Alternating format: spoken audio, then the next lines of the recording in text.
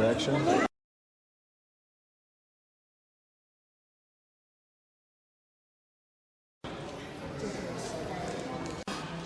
Am I pointing the right thing?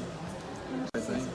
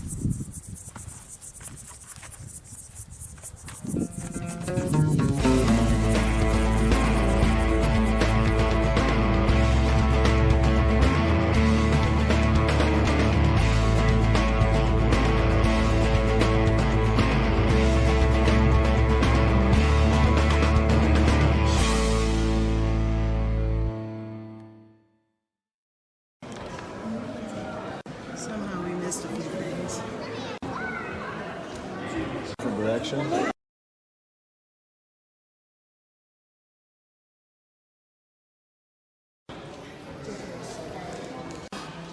Am I pointing the right thing? Right thing?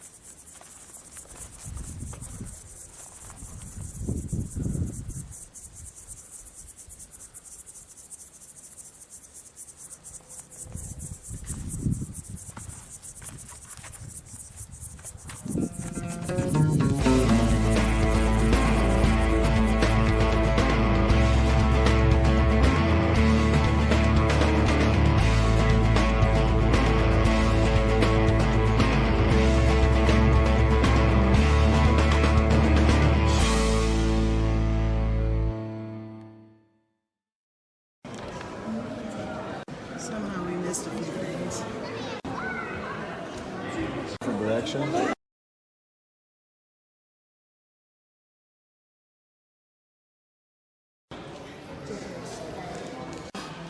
Am I pointing the right thing? Right thing?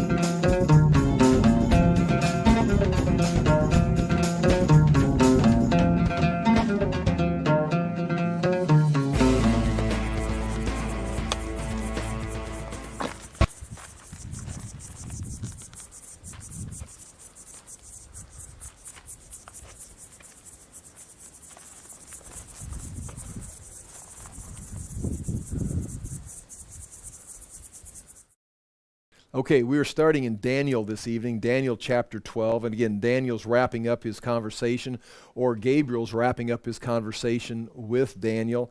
And I just kind of want to use this to point something out, and then we'll go to the notes, look at a few charts, and then we're going to compare some things from Matthew and Luke and 1st and 2nd Thessalonians. And we've done this before.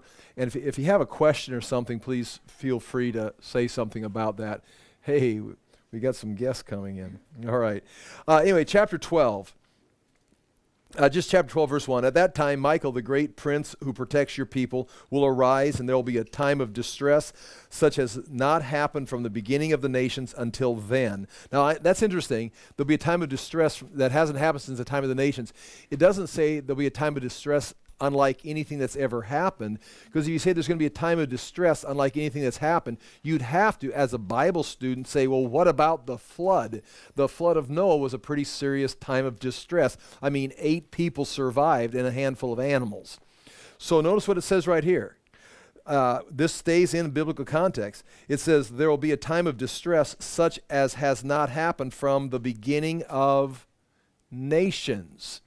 And remember, after the flood, Noah came off, and then the people gathered around gathered around the plains of Mesopotamia, and the Tower of Babel was built, and then God scattered them into their own, their own languages. They all formed their own cultures, and then the nations were formed out of that. So right before the time of Abraham, between Noah and the time of Abraham, you have the forming of nations. And so this would not include that, but since the time of Genesis and the forming of the nations, there's never been a time like this on the earth. You just kind of keep that in mind. It's kind of interesting, kind of clarifies that. But at that time, your people, everyone whose name is found written in the book, will be delivered. Multitudes, and again, that's when the Lord returns. Multitudes who sleep in the dust of the earth will awake, some to everlasting life, others to shame and everlasting contempt. Those who are wise will shine like the brightness of the heavens. That's in eternity for being wise in this age. And those who lead many to righteousness like the stars forever. So those who are wise and are leading people into righteousness will shine like the stars, brighter in different splendors of glory. But you, Daniel, notice again, close up and seal the words of the scroll until the time of the end. We talked about that last time. Seal it up doesn't mean necessarily hide it, but put it on a shelf, document, so that when these things begin to happen, there's documentation that it's been prophesied. The book of Daniel will be there saying, hey, you can go in there and criticize the book of Daniel and say, it wasn't written by Daniel because the Maccabean revolt is too precise in the prophecy, so it must have been written during the days of the Maccabean revolt. But when we're looking at these things, we've got records of these things going back before the time of Christ. We've got things going back at least to the Dead Sea Scrolls and before that. And so when it comes time for these things to start manifesting, we'll have documentation, from 2,000-3,000 years ago. So that will be a sign that, God is in control. It says, many will go here and there to increase knowledge, and that's again an interesting verse. It means increase knowledge. Is that godly knowledge or just information that they're going to use to rebel against God? Then I, Daniel, then that's the end of the angel speaking right there. Then I, Daniel, looked, and there before me stood two others, one on this bank of the river and the one on the other side of the bank. I mean, they're standing by the river. One of these said to the man clothed in linen, who was above the waters, how long will it be before these astonishing things are fulfilled? So in other words, it appears there's Gabriel speaking to Daniel, and then someone else on the other side and hovering above the waters, and he's asking a question. Now this would possibly be the Lord himself asking, hey, Gabriel, what about this? Give him this information. It says, Gabriel was speaking to him. The man clothed in linen, who was above the waters of the river, lifted his right hand and his left hand towards heaven, and I heard him swear by him who lives forever, saying, it will be for a time, times, and half a time. And then that's going to be the time that the people are going to be oppressed. When the power of the holy people has been finally broken, all these things will be completed. Now, again, that's going to talk about, we talk about that 7-year period. There's definitely the 7-year period, and it's called, we got 7 years, and it's going to be a time of distress unequal since the beginning of the nation, so nothing's like this has happened. Again, that would exclude the flood. And that time of terrible times is going to be a time, times, and half a time, or 3.5 years. So we'll be talking about this 3.5-year period during this final 7-year break. The Jews will have had their temple operation through here. Here they're driven into the wilderness, and they're going to be a broken people hiding in the wilderness until these things have taken place. And so that's being clarified again. I heard, now watch this. I heard, but I did not understand. This is Daniel, the prophet, who's gone. We're in the end of the book, and he's hearing this. It's like, okay, I heard what he said, but I don't understand. And so as I present this, or as we teach this, as we study it, we're trying to make sense of it, but understand even Daniel was confused about the actual events. So again, we got to be very careful as we make a presentation on eschatology or eschatological events. He said, I heard, but I did not understand. So I asked, my Lord, what will the outcome of all this be? So you've just had this terrible time, unlike anything since the time of the nations began, and the people of Israel will be totally oppressed, finally broken until the end. And Daniel then, then what happens next? What's going to be the result of all this? He replied, again, this would be the man speaking to Gabriel and Daniel, possibly the Lord. Go your way, Daniel, because the words are closed up and sealed until the time of the end. Okay, that would give the indication that's the end of the understanding. They're going to be taken off the shelf and looked at a time in the future, and then the understanding is going to come. Or then when we get to Matthew, you're going to hear Jesus say, he says, as written by the prophet, or spoken by the prophet Daniel, and then he says, let the reader understand. Just there may be a connection between, if this is the Lord speaking, seal up the scroll, and then in Matthew 24 he says, let the reader understand. It may be him then breaking the scroll open so there's more understanding. Again, just speculation, throwing it out there. Many will be purified and made spotless and refined, meaning they're going to be purified during this process of testing. But the wicked will continue to be wicked. So, right, that's an interesting line right there. Those who are righteous are going to continue to go through the purification process, becoming refined and being cast into an image for eternity. But those who are wicked, they will be unaffected by the fires of the trial. They'll be unaffected by the purification process. If you're righteous and the idea here is if you're righteous and you enter into some kind of persecution, it's going to refine you. Peter says, and it will demonstrate your faith. It's going to show your faith. It's more valuable than gold, but it's going to show the genuineness of your faith. So someone with faith enters the trials. They're going to continue to build on that and build endurance. James says the testing of your faith builds endurance. So the more it's tested, the more you've got. It's like running. The fruit of the Spirit does not list endurance as one of the fruits of the Spirit. It's just not there in Galatians 5. It doesn't say endurance. It has a variety of things, and you can maybe slip it in there somehow with a synonym or something. But endurance, it indicates, is something that you have that as you use it, you develop it. The testing of your faith builds endurance. That's what James says. And by building that endurance, Peter says it shows the genuineness of your faith. So that would explain this. The wicked will continue to be wicked. Why? Because they've got there's nothing, they're just going to continue to go through the same process. So a righteous person goes into the fire of testing, they're going to be refined. The person of wickedness goes in, they're not going to get anywhere. It's like running in grease. Well, and here it says this. It says, the wicked will continue to be wicked. None of the wicked will understand. They have no knowledge of God to put in their soul, like we talk about in Hebrews 4, the rest. They have no place to put that information. They can reach in and get some traction on reality. They don't understand what's going on. And so they're making up false philosophies and false explanations. Those who are wise will understand, and that's why when the wise are tested, or they have faith and they're tested, they understand. They can reach into that soul, the place of rest, and get some traction and build some endurance. Just like a runner builds endurance, through running or training, the same thing happens. Your endurance is built. Hupomone is the Greek word. Okay, from the time that I'll read this to you, and then I'm going to give you a quick chart I can show you and explain it.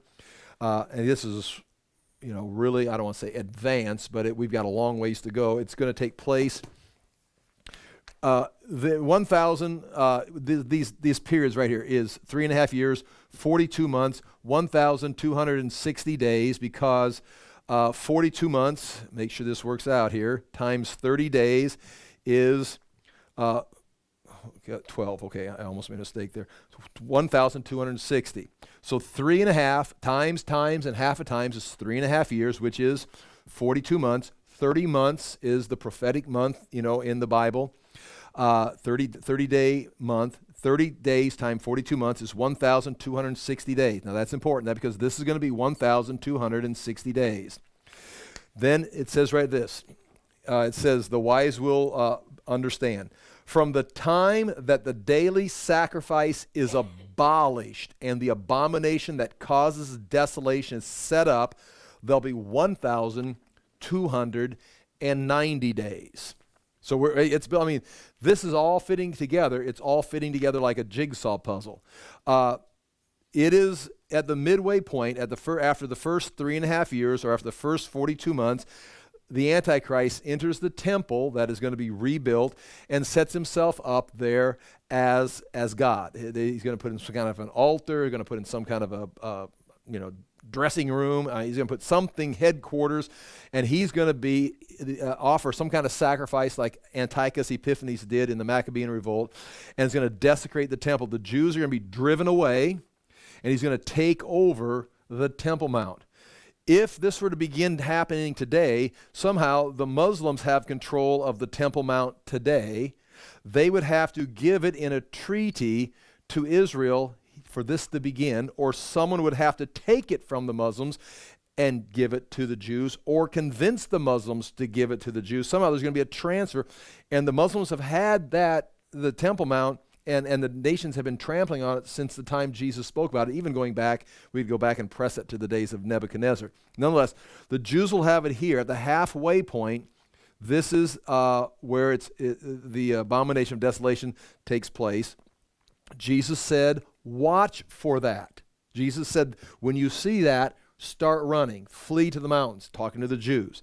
Paul is going to refer to this event. So Daniel refers to it. It's referred to here. Jesus refers to it. Paul's going to refer to it. But if it's 1,200, how long will this be? 1,290 days. You've got to add 30 days on that. So there's a 30-day period here. Now you got to add that 30 days either after or before. If you add it before, and Jesus is just going to come back right here, storming in, boom, ends all of time, takes over the world, well, it ends. So you maybe better put it over here on this side, so 1,290 days, it begins a little earlier than the halfway point. I mean, that's an option. I'm going to leave it right here. We start at the midway point, 1,260 days, but then 30 days, something's going to take place during this 30 days. Now, you got to think, Jesus is God. Jesus is coming back in a resurrected body. It's the second coming, so it's going to be supernatural. It's going to be amazing, but he's not coming into a fantasy land. He's coming back into this created reality. There's going to be time. How do you know there's time? They're putting dates. They're putting days on here. So time, the sun's going to go up and the sun's going to go down. There's going to be the whole world. People are going to have to travel. They're going to have to move across the earth. They're going to have to move across the sea. They're not just going to fly around at the speed of thought. There's still reality. The laws of science are still in place. In fact, that's important because where we're heading, Jesus is going to take over. This is in Hebrews, it's throughout the scriptures, and he's going to take this planet, this creation, and it's going to increase its production astronomically. It's going to be the golden years. And he's not going to come in here and sprinkle magic dust all over, because it's like, well, how impressive is that? You just came in and changed the rules. He's going to come back to the same creation, same nations, the same scientific rules, and he's going to demonstrate this is how you were supposed to do it. He gave man dominion in the garden. Man lost it. So now we've got the second man, or the second Adam, and he's going to come down as the man, and he's going to have dominion over the earth like he intended man to have. Not dominion in oppression, but dominion in let's make this thing get up and function. And he will be a man. He's God. He's the Savior. But he will also be a man filling the role that he created man to do. Adam was supposed to do it and messed it up. So basically, Jesus says, okay, I'll become a man, and I'll use the dominion I gave to man to help man excel in this kingdom. And that's where we'll have people ruling and reigning with him. Anyway, so something's going to happen that's going to be, common, normal time. And there's a 30-day period right here. What could that be? That could be a time of the wars. That could be battles. Because you're going to have things, enemies, the Armageddon. It could be, and some people have slid the trumpets and then the bowls. That's the time where the bowls are poured out. I always keep the bowls on this side, the seals, the trumpets, and the bowls that are poured out. I keep it on this side, but maybe they take place in that 30-day period. I mean, if you're going to teach this, you've got to look at it and have an open mind. You can't make your little chart and say, I'm right, because you just ended education right there, because we don't have hard numbers here. We don't have historical evidence. We've got prophecy, and we're still anticipating. It's still in the mystery form. So it could be battles. It could be that's when the bowls are poured out. I don't think so. I like the idea of battles, cleaning things up, getting things in operation. But we're not done. It says, from the time that the daily sacrifice is abolished, halfway point here, and the abomination that causes desolation is set up, that's when it takes place right here at the midway point, there will be 1,290 days. Blessed is the one who waits for and reaches the end of the 1,335 days. So if I'm doing this right, that would be another 45 days after that. So this is going to be set up, the abomination set up. It is not totally removed, conquered, gotten rid of, dealt with until 1,290 days. So that's why I think possibly, I'm going to suggest, that's where Jesus has come back, and now he's, you can read it in Jeremiah. What is that sound on the Temple Mount? I hear screaming and the throwing of things. It's the voice of the Lord has come back, and he's cleaning up the temple. It's kind of interesting because that's what he did when he came the first time, the same thing. But Jeremiah is talking about the second coming when the Lord goes on there, and he's just cleaning house. I mean, there's the sound of, what is it, turmoil is the word, I think. And there's things are being thrown and things are being, destroyed, and he's cleaning. That would take place right here, so that the abomination is gone after a 30-day period. Now, it's not going to take him 30 days to clean the temple, but there will be battles. Now, what takes place during the next 45 days? So you got 1,290 days to here, 1,335 days to right here. This would possibly then be the judgments, where we're going to have the nations are brought to him and judged. The sheep and goat judgment. If whoever's alive on the earth at that time is going to be brought and judged. We know where it's going to be. It's the Valley of Jehoshaphat. It's an extension of the Kidron Valley. It's on the east. Interestingly, I learned this in a public school on Diversity Day, when we had different people come in from different cultures and different things in life. You maybe have a blind person come in and talk. Maybe have someone from another religion come in and talk. Someone that drives, I don't know, a horse and buggy comes in. I'm trying to think of something funny to say. I couldn't think of anything off the top of my head, so I have nothing.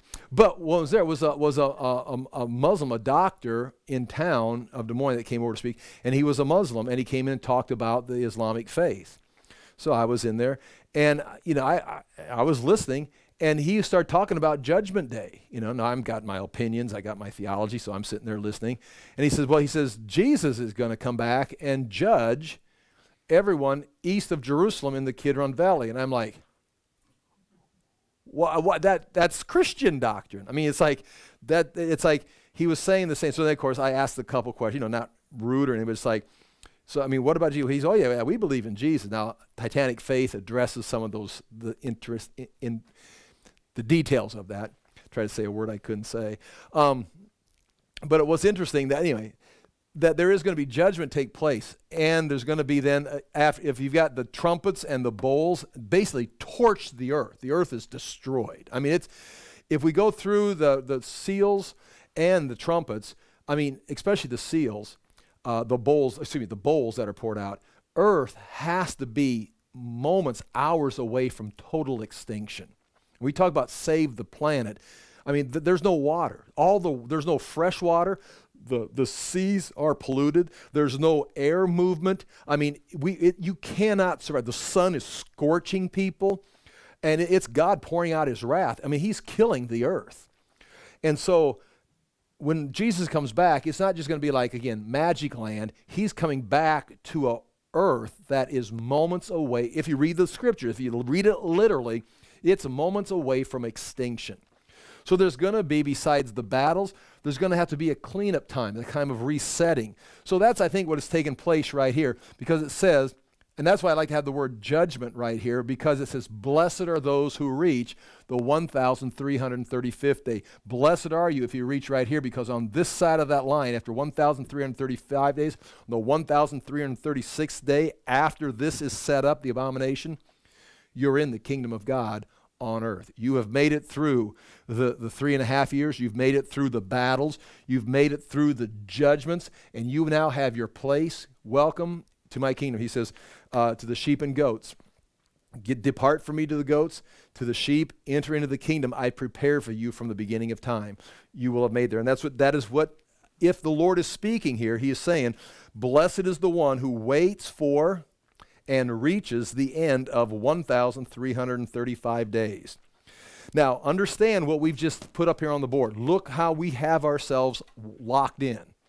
I mean, if you can identify the Antichrist taking over the temple, which should not be too hard, it's going to be an individual who is going to take over and shut down the Jewish sacrifices. They've been shut down with the destruction of the temple in 70 AD. They were shut down by, I was going to say Judas Maccabeus, but Antiochus Epiphanes, back before the Maccabean revolt began, caused the Maccabean revolt.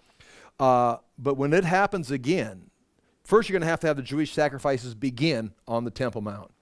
Then you got 3.5 years, and then they're forced stopped. The 7-year treaty is broken, and the Antichrist, whoever that is, takes over right here because he's having trouble, remember, from the south, from the east, and from the north. There's kings from those three directions that are invading him or challenging him. The king of the south is dealt with, but he still has to deal with the king of the north and the king of the east, which is taking place right here. And then the Lord appears. And now you got a whole problem. Now you got all the armies of mankind fighting against each other, now realizing we've got a bigger problem. We've got an alien invasion coming. But nonetheless, my point, if you can identify this, then right here in the book of Daniel, you've got 1,335 days before you are standing in the established kingdom of God on earth. I mean, I'm going to have to stick with that. I mean, that's what the text says. If we get here and things don't materialize, it's like you can imagine how I'm going to be scrambling trying to adjust my theology and what those numbers really mean. But right now, it seems pretty solid. You got 1,260 days, you got 30 days, you got 45 more days, and then you've got, that's interesting. And that's interesting because there are things that we do not know, but that's why we're talking about eschatological events. There are things that when they begin to happen, we're in. We may have been going through a history, like I said, cycling towards this moment, cycling towards it, then God stops it and sends it back, and we reset. Cycling towards it, and again, different people could have been this Antichrist throughout history, but it's always been stopped. But once we cross this line, you're on go. It's dated, it's timed. And that's kind of interesting to see. So anyway, I just wanted to point that out. If you want a chart now, here we go to the notes. I'm on page 4, and I think maybe it's on everybody's page 4. I had a hodgepodge of notes I put together tonight. And on top of page 4, do you see that right there? You've got a nice drawing, just like what I did on the board, but it looks nice. Now, if we had our technology, and we should do this, we have the capabilities, we're just afraid we'll mess it up. We could actually pop this on the screen right now on the live feed, and I could be like saying right there, you can see it and be right in front of my face right here. But best I can do right now is, well, I could do better, but I'm not trying. But you've got your 3.5 years, and then you see the 7 years, then you see at the end the 30, the 45, and then the 1,000-year reign right there. So that's where that comes from. And that's, again, just flat out interesting. Now, we've got a lot of things to understand and go through before we get there. While you're looking at that, drop down to the chart below it. And this is what I'm going to present to you as we go through some events. Some of these events are pretty solid and pretty agreed upon, independent of someone's eschatology. Now, there are people that, first of all, don't believe the Bible. Then there's people that think these things have already taken place in the fall of Jerusalem, which really doesn't make sense because that would mean the fall of Jerusalem was the most grievous day the world has ever seen since the beginning of nations. Well, it was a grievous day for the Jews, but I mean, I think here in Iowa at that time in 70 AD, I don't think they had any problem at all with the Roman destruction in Jerusalem. The sun came up, the sun set, and they didn't know what happened. So that doesn't make sense to me. So I mean, I would disagree that these things have already taken place. Some prophecy obviously has taken place, but some things are left. Some of these events, people are going to have different opinions about if they're figurative, if they're actual literal. And and then how they're taking place. But nonetheless, if you look down there at the bottom of page 4, there's a chart. You can see where I've got written church age, and then I've got the 7-year tribulation. And the first thing that you see right there in Daniel chapter 9, and I'm going to give you a chart here in just a moment, that Daniel's going to say it, Jesus is going to say it, Paul's going to build on it, John's going to refer to it. The world leader makes a 7-year treaty with Israel, according to Daniel chapter 9, verse 27. The ruler of the people who will come is going to make a 7-year treaty with Israel. Now, at the halfway point, Daniel says it, Jesus says it, Paul says it. That leader, we call it the Antichrist, is going to break that 7-year treaty after 3.5 years or after 42 months. This will be a time of distress right here, this 3.5 years, not for the Jews because they're given the Temple Mount. They're up and running on the Temple Mount. They think they've met their political Messiah. That's exactly what they're looking for today. The Jews today, God bless the Jews, I'm cheering for the Jews, but the Jews, by religion, now again, a Jew can be a Christian. How can they? Well, Peter was a Jew and he was a Christian. Paul was a Jew, he was a Christian. So you can be a Jew and be a Christian just like we can be a Gentile and be a Christian. In fact, the Jews were Christians before the Gentiles were. But if you've rejected Christ and you've rejected Christianity, you've rejected the New Testament, and you're a Jew and you're still a religious Jew, you would not be on the side or in agreement with Christianity. Not because you're Jewish, but because you've rejected Christ. And so you're going to continue with your understanding without having recognized Christ. We are waiting for the Jewish Messiah to come. I recognize it as that was Jesus. Some Jews recognize Jesus was the Jewish Messiah. They've placed faith in him. They've entered into what we call the church age, into Christianity. But if you are a Jew and you say, now again, I'm speaking for the Jew and I'm not a Jew, but I've talked to different individuals, especially in Jerusalem, and they are waiting for, they're still waiting for the Messiah. They think it's going to be a son of David, a descendant of David, who's going to come. Now watch, they're not looking for our Jesus or someone that's going to fill the role of Jesus. Because when we say Jesus, the Messiah of the Jews, we're saying it was the eternal God who took on flesh and became a man. So my Jesus is actually God himself, the incarnate Emmanuel. Like Isaiah, the Jewish prophet says, his name will be Emmanuel, which means God with us. He became flesh. He continued to be God, but he also joined the human race. That's why it's going to be a glorious day when he comes back, because he's not just coming back as God, he's coming back as a man to run this planet, this universe, the way he intended man to run it. He gave man dominion, man threw it away. He's going to be a man himself, and I'll do it myself. And that kind of fits in that. The Jews are not looking, when their Messiah comes, one of the criteria is not that he is God. So it's like, well, how will they accept this guy, make a treaty with him and say that must be the Messiah? Because they're looking for a political leader. They're looking for a worldly individual who's got political power that will show them favor, similar to what Cyrus did and sent them back to build the temple. I mean, it's going to be a replay of Cyrus. Cyrus makes a decree. Here's a copy of it right here. It's a simulation of it. Makes a decree right there. It says, tells all the nations, go back to your home countries, go back to your cities and rebuild your temples and reestablish your cultures. Cyrus did that. There's going to be one that's going to come like that, the Antichrist, and he's going to do the same thing right here for the Jewish people. And they're going to reckon it. In fact, Isaiah calls Cyrus, he calls him the anointed one. He says, or God calls him through Isaiah, says, I will raise up my anointed one. And then eventually starts calling him Cyrus. So Cyrus was the anointed one that was going to send Israel back to rebuild their temple, the Zerubbabel's temple. It wasn't Jesus Christ, it wasn't the Jewish Messiah, but it was an anointed one that was like a Messiah. They're looking for another one like Cyrus.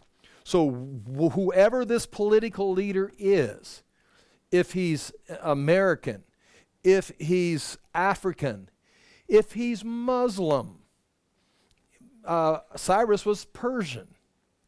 No matter who it is, if they come and say, we'll make a treaty, we want you to restore your sacrifices to your God, they're going to say, this is him. This is the Messiah. And they're going to know you Christians were wrong because we've been waiting for this individual the whole time.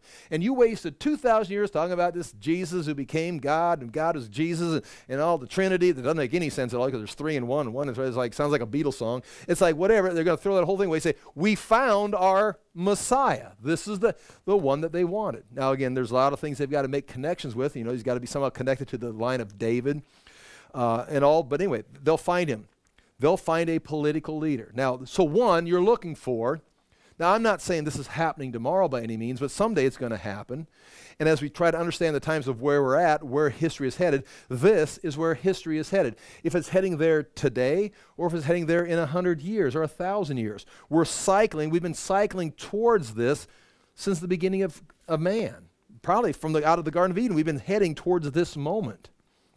Things had to be put in place, but that's where we're heading. So when he comes, he'll make a treaty, and they'll think, we've got this. So the Jews during this first 3.5 years, they're excited. They think, we've found the Messiah, we're rebuilding. This is them getting ready to rule the world. Because the promise is all the nations will come to Israel. All the nations will stream to Jerusalem to learn of the ways of Yahweh. Now that's going to happen over here in the Christian doctrine that lines up with the Jewish doctrines of the Scriptures, but for them, they're making it happen right now. Meanwhile, this guy, this Antichrist, is trying to take over the world. He's trying to become a world leader. However this all works out, we've got some clues about him. He's going to run into trouble with the king of the south, who doesn't want to play nice with this Antichrist, and the king of the east, which today would be China. It doesn't want any part of the Antichrist. So one, it would probably not be a Chinese individual. Could be, but he would be out of line with his culture. Because again, we're making connect. We've got the verses, but we're overlaying the text of Scripture with where we're at today and saying, oh, here's the parallel. Now, we've done that for thousands of years, and this parallel blows away in history, and knowing what this remains, these facts remain, the next age comes later, that doesn't match, and here's how they'd apply it. Imagine making all this thing make sense during the Crusades. They did. They all made sense. In fact, that was a motivation to do the Crusades. They had their own doctrine, way of interpreting this. So again, I know I'm making assumptions or speculation, but understand the difference between hardcore scriptural evidence and then us taking our culture and our world today and saying, how's it fit? How's it look? This guy, this Antichrist, who makes a treaty with Israel for 7 years, he's going to break at the halfway point, sets himself up to be God, is going to have trouble with the Chinese. Are not going to want to come and cooperate with his plan to rule the world. The king of the north, which would probably be Russia or the states right underneath Russia, are not going to want to do this. They're going to be a problem with that also. Now, there's much more that we could say about that. He's going to break this. Now, this period right here, where would the Christians be? Now, and you know this, but I'm going to say it anyhow. The Christians, the church, the believers in Jesus Christ, which would be both Jews and Gentiles, which would include me right now today, they're going to, it says, be raptured. They're going to meet the Lord in the air. That is the day of salvation. The question of when does this rapture take place? You've got the rapture taking place before here, going up right here. We meet the Lord in the air here, called pre-trib. You've got some kind of a mid-trib right here. At some point in here, you meet the Lord in the air. And then you've got the Lord coming down, and they meet the Lord here. This would be called post-trib, pre-trib, mid-trib, post-trib. Those are the ideas of the rapture. There's really no doubt. This thing you can't argue. Say, there is no rapture. There is a rapture. It's a harpazo in the Greek. It means to be in one place and taken by force to another place. You're being taken by force to meet the Lord in the air. It says the dead will rise first. Those who are living will be translated and meet the Lord in the air. It's the harpazo. From the Latin word that sounds like rapture, it means to be taken by force. If someone's riding by on a horse and some lady's right here and he reaches out and grabs her, he just harpazoed her. Or if Philip is with the Ethiopian eunuch and the Spirit comes by and takes him up to another location by the Spirit, the same word is used right there. Philip was harpazoed by the Spirit. The word is the same word that we translate rapture or the catching up. He was harpazoed. So the believers will be harpazoed. They will be raptured to meet the Lord in the air. Now the question comes when. Again, now I'm getting into shaky territory. I detail it in the Titanic Faith book.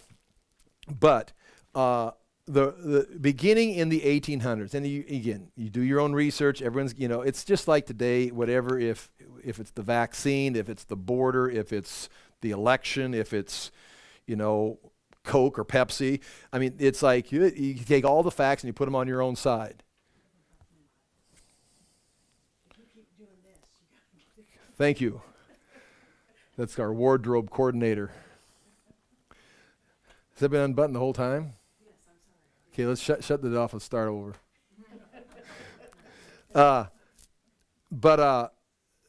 Everybody tries to use the same facts. The way I came down on it, and I didn't always used to be on this side, but it wasn't until the mid-1800s that this rapture, pre-trib rapture, was even on the charts. It is we found somebody. They found an old writing in an old Bible somewhere, and I've got that document in Titanic Faith, and it's not what they say it is. I actually bought the book and read it. It's not there.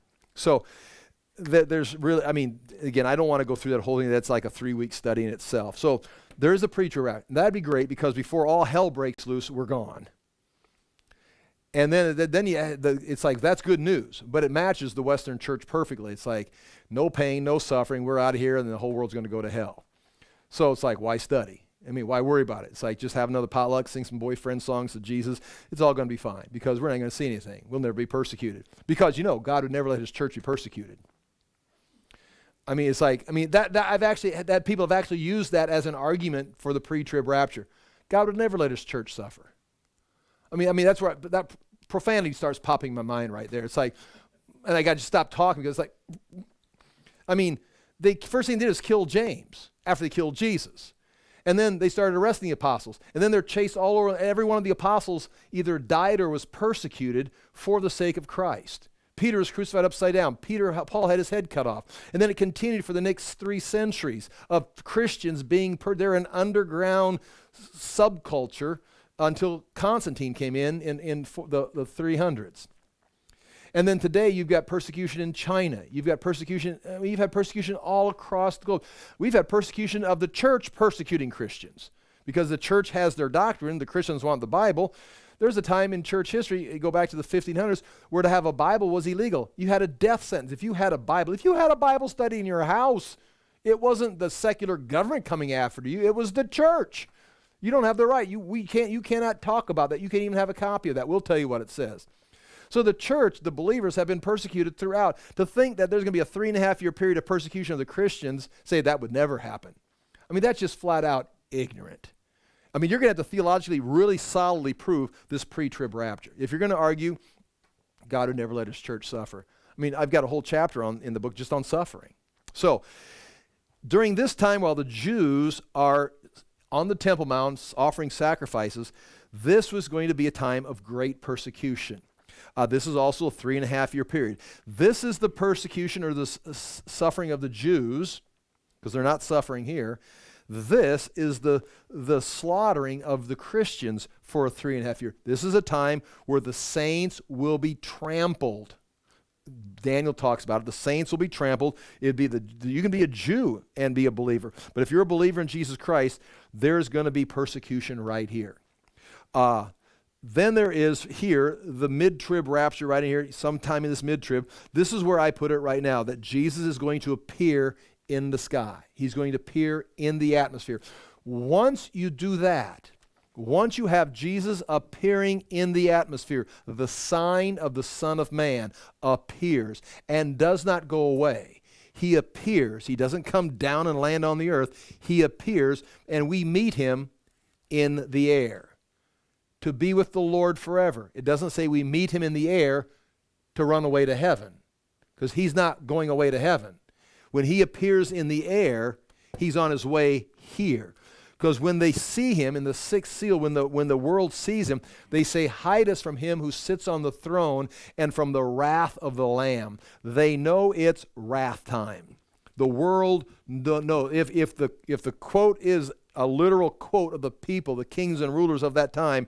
They are afraid of the wrath of the Lamb, because what's coming now is the 7 trumpets and the 7 seals. At the end of that time period, Jesus is coming to judge the nations and set up his kingdom. This is the time that was just said in the end of Daniel. There's not been a time like this since nations were formed. Now, this will be a time of persecution. It'll be a great persecution. It's the great falling away. There's going to be Christians that are jumping ship. I mean, I might jump ship. Today, I'm a Christian, and I'm telling you this, but when they start, cutting my fingers off or whatever they're going to do, or giving me vaccinations or whatever, I just said that to be politically funny, they start, jeepers, don't shut it off. Jeez. I just heard the clicks go away. But anyway, this right here will be a time of serious persecution for the Christian, because of their stance. This will be the persecution of the Jews. Now, if we look at this, again, I'm trying to introduce this chart to you. And I know we've talked about these things before at different times, but it's all, especially in our culture right now, it's like you almost have to read through this every month and kind of get like an update. It's like, because, I don't know, it just seems like things are moving quickly. Now, I don't know if we're moving towards this, but as a culture, we're moving towards something. Is it going to lead to this? I don't know. Cultures have moved towards it before and not gone there. But we are in a condition right now unique to the history of mankind, where the whole world is connected. Like it's never been connected before. Rules, laws. They're talking about global government. Rome thought they had a global government, but they still had to build a wall and keep the barbarians up there in Ireland because they couldn't defeat them. And so it's like, anyway, I could go on. Okay. At this halfway point, this world leader breaks his treaty with Israel and begins setting himself up as God. And Israel now is supposed to flee, get out. And they're going to be under oppression for 3.5 years. Now, you see I've got on that chart, I've got the little throne in the sky there. The sign of the Son of Man appears.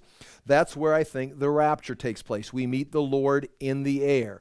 And in Thessalonians, like I said before, when it says we will meet the Lord in the air, we will meet the Lord, it means to go out and greet a dignitary to escort them back into your city. It doesn't mean, oh, your boyfriend's here, go meet him in the driveway, and you get in the car and you drive away for a date. That's not the word.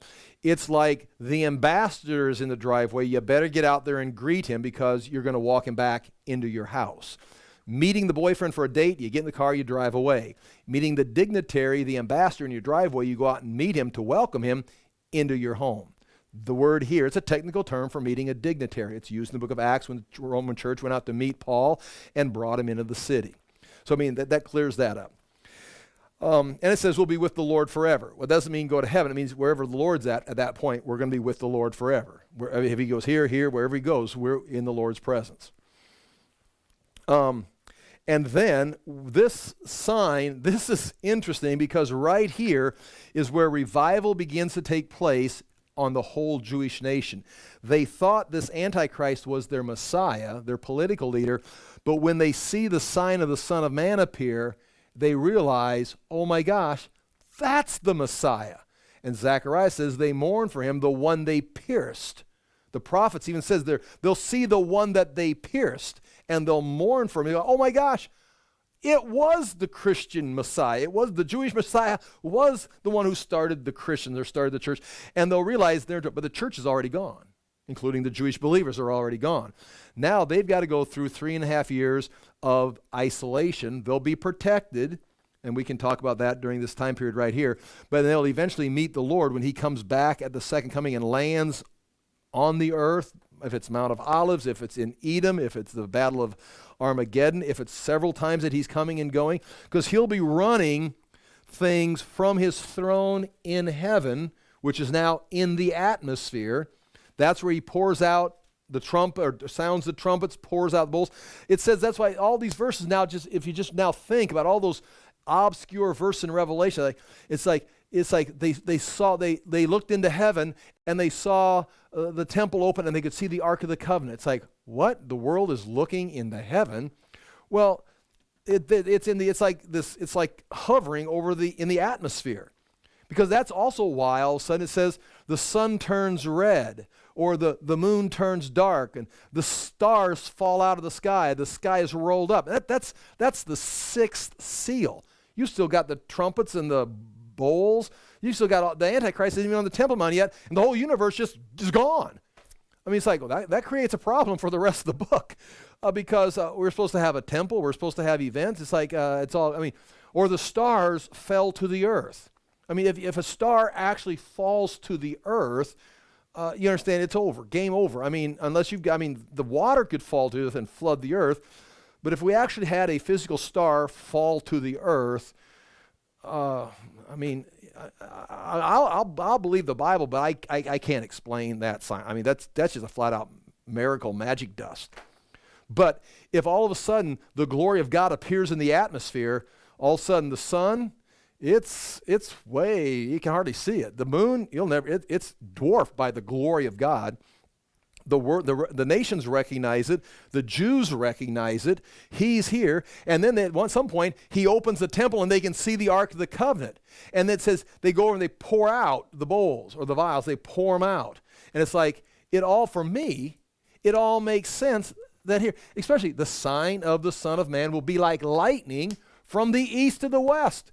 Everyone will see it. It's not going to be like, well, the Jesus came back and you got to go out and, and go to some cultish living room Bible study to meet the Messiah. It's like it's a secret. It's like, well, no, when Jesus comes back, it's like the world's even saying it's the one who sits on the throne in the wrath of the Lamb. They even identify him. The Jews instantly know it's the Messiah that they missed. We made a huge mistake.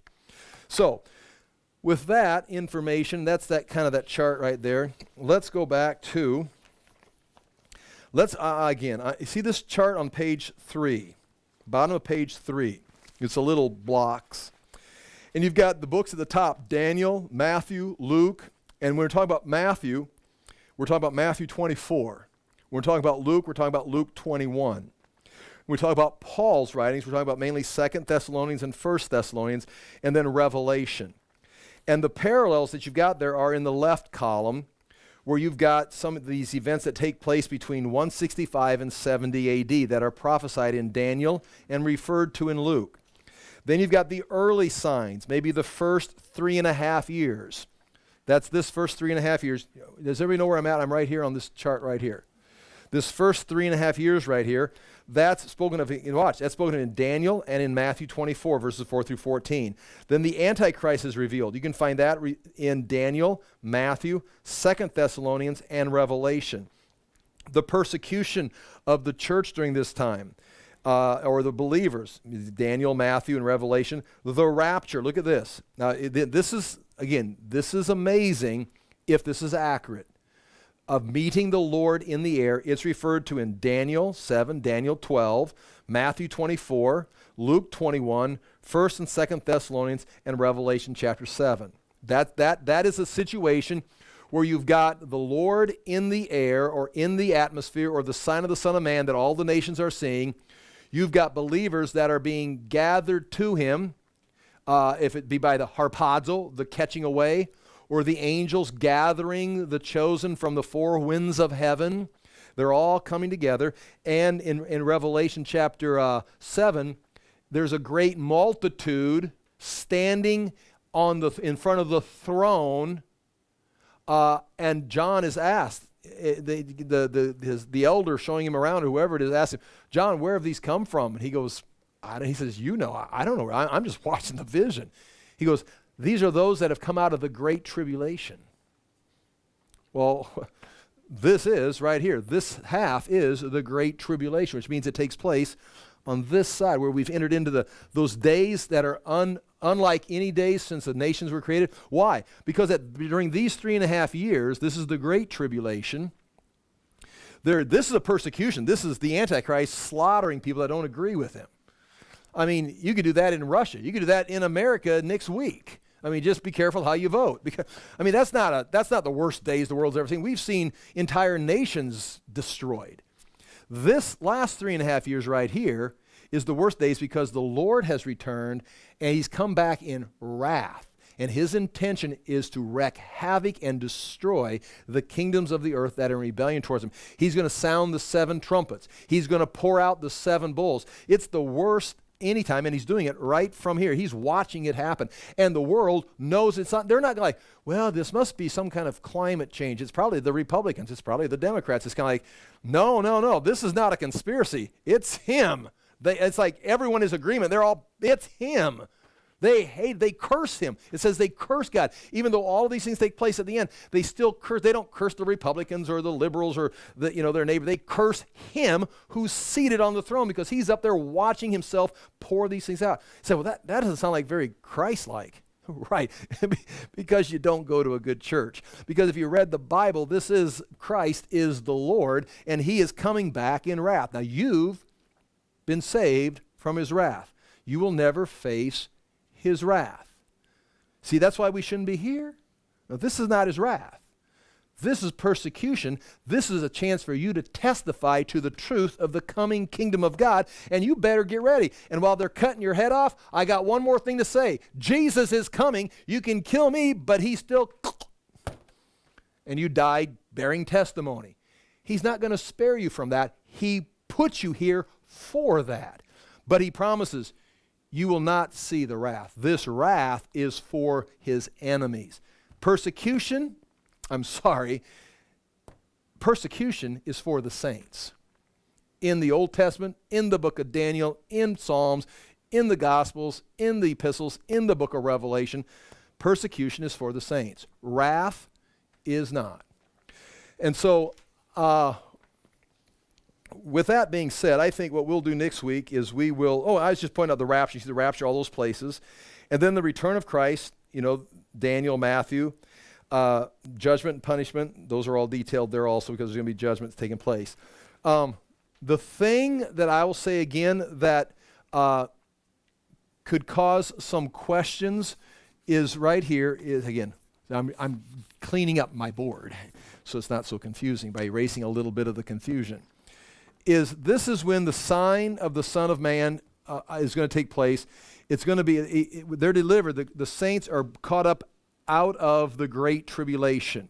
So it's after the halfway point right here before he starts pouring out the trumpets and the bowls. The sign of the Son of Man appears. In Revelation 6 and 7, they see it.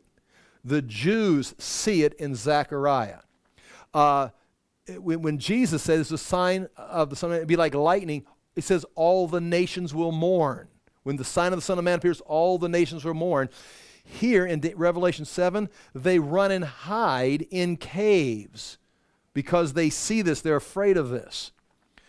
But as you read the rest of it, they're not hiding in caves the whole time. They're rebuilding their armies, getting ready for the great day of the Lord because they know there's a battle coming. And this is where now he engages them in battle. All of a sudden here, they're on horses. They've got military. Their nations have come together. There's been demons have been sent out to gather the kings for battle on that great day of the Lord. So here, they're running and hiding in caves. Here, they're armed, meeting him in battle. So, to me, I'm doing the right thing. The traditional thing is Jesus is in heaven. And then right here at the end, again, in a moment, all of a sudden, you don't know when, the Son of Man, there he is. It's the end of the world. It's the second coming. And then we have a picnic in the Kidron Valley that afternoon. It's like, okay, now you've just destroyed reality. If you're all going to just die and go to heaven, if we all died right now and went to heaven, we could have a picnic this afternoon because we're in the presence of the Lord. We died, went to heaven. But if you're going to come back and take over the world in real time, in a real physical universe, you're going to have 30 days of cleanup. You're going to have 45 days of judgment because people got to travel for the judgment, get plane tickets, and things are backed up, and everyone's got to get to the Kidron Valley to meet the Lord. It's like booking your tickets. You may want to plan ahead. If you got any points, what do you call them, points? What do we have? We have bonus points for tickets. What do you call those? Okay, points. Okay. No, we got Sky Miles. Tony's got a word for it. That's not points. Okay, never mind. She does all my plane tickets, so I don't know what it's called. So if the Lord comes back here, the rapture takes place. He's in the air, in the atmosphere, controlling these things, and then he's going to now intervene and come down for the battle. So they'll see this whole time here. And so when I say that again, be careful, because when you say second coming, you think this. When I say this, because the sign of the Son of Man is the second coming. But the sign of the Son of Man is in the atmosphere, and it appears he's here for a period of time. You understand what I'm saying? We meet the Lord in the air. And so this is in a sense the appearing, the sign of the Son of Man, his second coming or his second appearing. But this is the actual, what we'd say, the battle, the takeover. This is just the time of destruction. So I understand second coming here, but I'm stretching it out to include, unless you want to separate those, because they're part of the same event. He appears in the atmosphere and is pouring out wrath and finally makes his descent to the earth. And again, I'm not ready to go into the vocabulary, but that's what I'm, you could get a theology book to say, well, that can't be the second coming because the second coming includes these events. Right. But it's the predecessor. How do you say that? Predecessor, or the precursor, the thing that comes up before. Again, now with this model, for this model, right here, the church being raptured right here, going away into heaven with the Lord, far, far away, and then we stay up here, and then all of a sudden out of nowhere, boom, we come back. It's like, what? It's like, this is the day of wrath. This is the day of the Lord's wrath, and I think if he can come down on Mount Sinai, if he can do different events in history, he can definitely do what he says right here. And I'm going to have to quit, and next week, I'm going to stop and ask you if you have any questions. Next week, we'll pick up on this chart, and I'm going to read through Matthew. And what I'm going to ask you to do is what we're doing right here, eschatological events. What are some of the events that are going to be taking place and leading up? What are we looking for? But also, can we, as I think I have done here, can we parallel Daniel's, Matthew, Luke, Paul, and Revelation? So they've all got a rapture in there. They've all got the persecution of the saints. They've all got the persecution of it. They've all got the appearing of the Antichrist at the beginning, the taking over of the temple here, and the Lord's second coming here, where he destroys. At his coming, he'll appear. He will destroy the Antichrist. The glorious of his appearing will destroy the Antichrist. So he appears here, but it's going to be a process. Here he actually comes down and does. Okay, I'm going to quit. We've got about 3 minutes if someone wants to ask a question or make a correction. I do have a question. Yes. Why is Revelation 19 missing from this chart, where John saw the marriage supper of the Lamb? Where do you see that happening, and what do you imagine that being? The marriage supper of the Lamb, there's two things I'm confused on. One is the difference between the eternal state and the millennium. How those two go together. And so the marriage supper of the Lamb, I know that people put that at the rapture. They get, the marriage supper of the Lamb, that's what's supposed to be taking place up here. In the pre-trib rapture theory, the church goes up, and while all hell is breaking loose down here, we're having a marriage supper of the Lamb up here. The marriage supper of the Lamb could be taking place right here. Say it'd just be a shorter period of time during this time period here, when we meet the Lord in the air, because we're before the throne of God. So that could be the marriage supper of the Lamb. But when we talk there, you're talking about the bride coming down to the earth, the city, the holy city, right? See, now when you start talking about the holy city, the bride of Christ, are we talking about the church, the bride of Christ, or are we talking about another symbolism for bride? Just like Israel was the bride of Christ, and in Hosea, he divorced her, so he picked the church, Do you think of Israel as the bride of God and the church the bride of Christ? Right. Do you see that? I hear that. I haven't spent time breaking that distinction out. So someone probably like yourself maybe has done more thoughts on that. Well, because I have some Reformed theology in my background, I think they would liken it more to the Jewish wedding, so that the father selected the bride. Right. Now, what you need to do right there is you need to find some hardcore evidence for that. I mean, Right. because no one comes, no, because I taught that for years. Oh, did you? And when, but I was pre-trib, I taught, but then when I went to find it, it's like a lot of that stuff is just, it's not biblical. It's Well, did you teach that the bride was selected as almost Calvinist elect, right? Yep.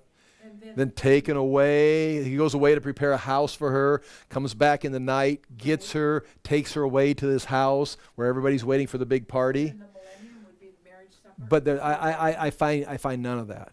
I'm going to need someone to show me Right. the text, because that only place that comes from is it's one of those things where everybody says it, and to go back and find the historical, you've got your what you want it to match. So you say, well, that's how they used to do the weddings. Well, here's a wedding right here. You got Canaan of Galilee. How'd that work? You've got Mary and Joseph. There's a wedding, and I don't see. So that's, for me, that's interesting, and I used it before. But when it came time to use that as see it match, it's like there's nothing there. Okay, so that's why because you're undecided about that, that's why you left it off this chart. Right. Okay, got it. Right.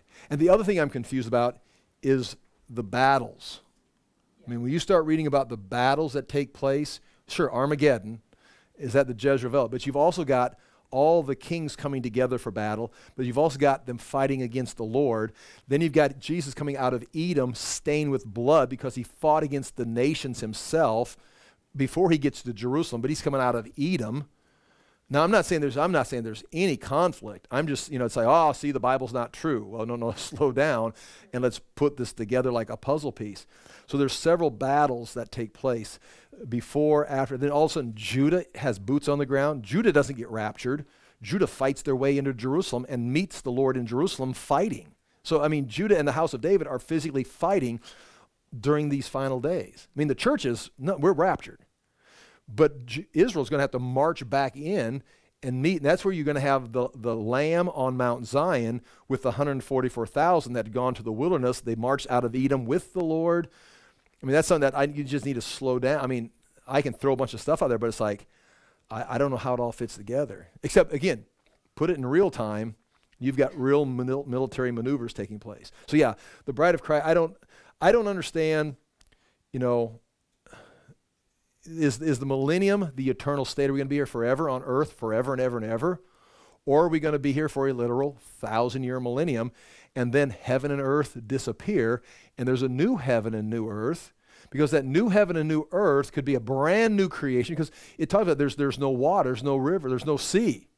Because the sea is what is used to purify the earth. That's our cleansing. That's where all the rivers run all the filth. It's all the salt clears it. It evaporates and rains fresh water down. But in a new heaven and new earth, you won't need a sea. You will not need a purification system. There's no sin. There's no waste. There's no imperfections. So now I'm leaning towards, well, you're just going to burn this whole thing up and make a new one. But then the words, burn, it doesn't mean burn to destroy. It means to burn for cleansing. And that could be the bowls where God is actually burning the earth, cleansing the earth. And the new heaven and the new earth are the millennium, where he's rebuilt, he's renewed the earth. And so I'm not ready to, I've danced around those for 20, 30 years. I just haven't sunk my teeth into it. I just kind of know what the options are and just kind of watch and kind of wait. So I'm confused on those things. So there's one question and 14 answers. I just have a quick question. I'm sure you've expanded on the treaty and what's involved in the treaty. Is there, I'm kind of behind the eight ball because I've been for a long time. Is there something like in Titanic Faith or somewhere where you go into more of what's involved with the treaty, who it's with, some of the conditions of the treaty? You want a book? No, I have. Okay, so we're good. So do I. So I wish someone would take them.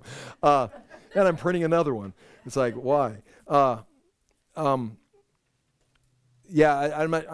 far the basic is, he's going to make a treaty with Israel, but he's going to break the treaty. The 7-year treaty, I don't know if he has any intention of keeping it. It's almost like buying time, because now you got to stick in here Gog and Magog, when does the battle of Gog and Magog take place? When they march out of the north, out of Russia. Again, not just Russia necessarily, but all those. And it tells you, it's the terrorist states. Right now, if you go on a map, they're the terrorist states. They pick up Lydia out of Africa, a couple of African terrorist countries, and they march on Israel. They're going to destroy Israel. Now, this is one thing you're watching for, depending on when Gog and Magog take place. And again, Gog and Magog are mentioned twice, because at the end of the millennium, Gog and Magog appear again. And now it's like, whoa, we already had Gog and Magog. Right, but you already had the abomination of desolation in the temple in Daniel's day, or the Maccabees, and then now it's going to happen again. So it's like, you don't have to put them together. He said, well, there's two Gog and Magogs. Well, there's two abominations of the temple also. If Gog and Magog happen here, and the Lord comes down and protect, like imagine, if you can, just imagine all, like the Islamic state, the Islamic world. Like if they all wanted to come together and attack Israel along with anyone else that wanted to get Israel off the map. I mean, it's hard to imagine. But just think of some countries that, I'm being facetious because that's right where we're at. And they all decide they're going to drive Israel into the sea. And they do. They surround Israel and they come at them. And all of a sudden, God intervenes. And there's earthquakes and volcanoes and all just this natural destruction of their entire military forces.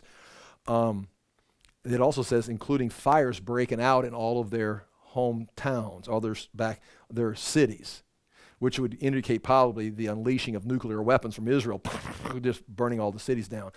But they're destroyed. And then it even tells you the time.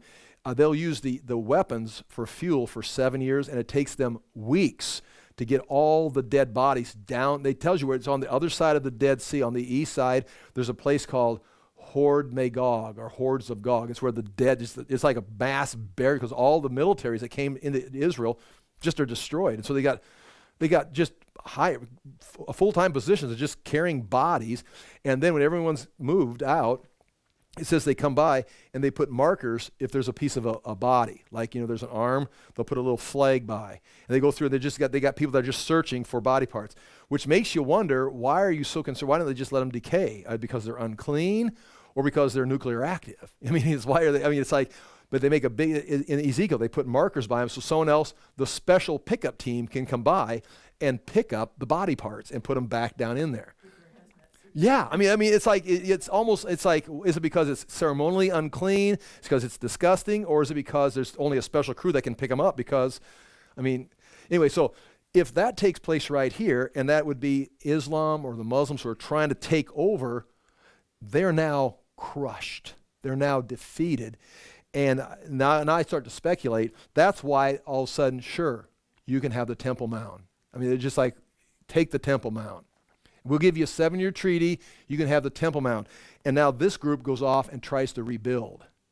And they go off and they turn on the Western world, and we're ready to be crushed. At this time right here. And they start just taking people and territories, and they rebuild enough so that they've got themselves a military again, because they just got devastated in Israel from Gog and Magog. And now they turn back to the holy city, and they still got a problem in the south. King of the south, still got a problem in the east, China, still got a problem in the north, but here comes the Antichrist back with his rebuilt troops and says, we're done here. I was just buying time. I needed about 7 years. I did it in 3.5. Get off my temple. I'm taking it back. Boom, that's when God says, okay, we're ready. Now that a lot of speculation in that. You see what I'm saying? The signing of that treaty, though the scripture tells us it will be the Antichrist that will be a part of that, he's still unknown, isn't he, until midway. Well, he revealed, he's a political leader here, and we'll be identifying because he just signed the treaty. Here he reveals himself as God. There's been a treaty, under Trump's.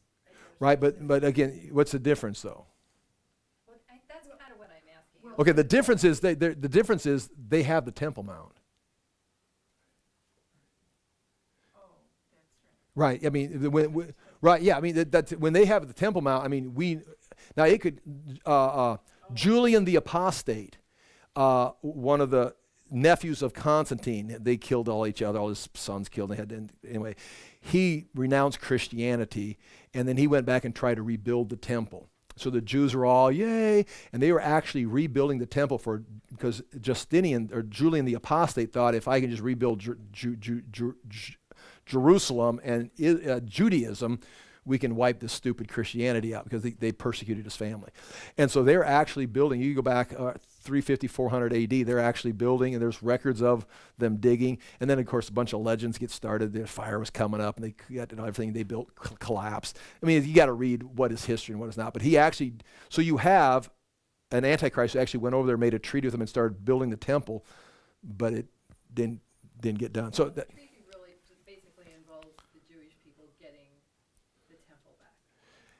yeah, I mean that's the key point, right? Yeah, it's not just a peace treaty for land. It's not just. It may involve more, but the thing that we're looking for when we talk about eschatological events, when Israel is offering evening sacrifices on the Temple Mount. Now again, they're ready for this, and I've told you this before. The Temple Institute in Jerusalem. It's a little shop in one of the stores there. They've got everything there. In fact, yeah. Okay, you guys went there. Okay. Okay, and I remember sitting in the front row, and they had the golden lampstand right there, and they had me come up, and they took out off the golden lampstand that's going to go on the temple. They took off one of the lamps and handed it to me, and I'm standing there holding it, and I'm thinking, my gosh, this is going to go in the temple of the Antichrist. I mean, if things where history's at right now, if this is really it, and they've got an altar there, a stone altar, that way they can bring a forklift in, pick it up, and take it to the Temple Mount tonight, set it down, and be getting all the priestly garments, everything's ready to go. And they won't have the temple built, but they can put the altar in place and have the burnt offerings this afternoon. I mean, they're ready. And they got all the snap, you have put up a Morton building, they got everything ready to go to build the temple. So when they say, well, it'll take them years, it will take them 20 minutes to be up on the Temple Mount and ready to go. I mean, they'll take them within a day. They'll be, so that's what we're looking for. Yeah, I guess that's what I was. Yeah, the thing one of the signs we're looking for is this.